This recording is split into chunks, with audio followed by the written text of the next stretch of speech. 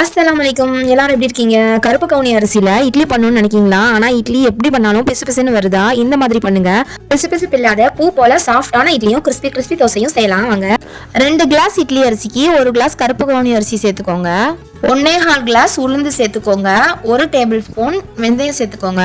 மிக்சியில அடிக்கிறதுக்கு இதுதான் மெஷர்மெண்ட். கடைசியில அரைக்கும் போது 1 கைப்பிடி அளவு வடிச்ச சாதத்தை சேர்த்துக்கோங்க.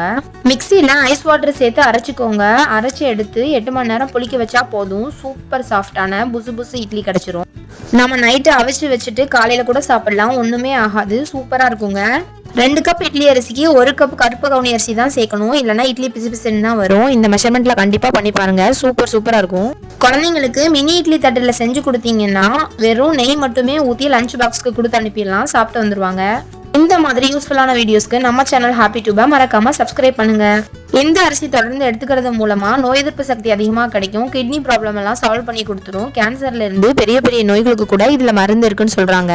அந்த காலத்துல ராஜாக்கள்லாம் சாப்பிட்டு அவ்வளோ ஸ்ட்ராங்கா இருந்தாங்களாம். எந்த அளவு உண்மைன்னு தெரியல.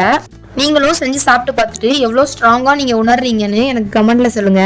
கருப்பு கவுனி அரிசி இட்லிக்கு இன்னைக்கு காளான் பெப்பர் மசாலா தான் சாப்பிட்டுருக்கேன். செம்ம டேஸ்டா இருந்துச்சு. இதோட லிங்க் டிஸ்கிரிப்ஷன்ல கொடுக்கேன், கண்டிப்பா செக் பண்ணி பாருங்க. பாய்.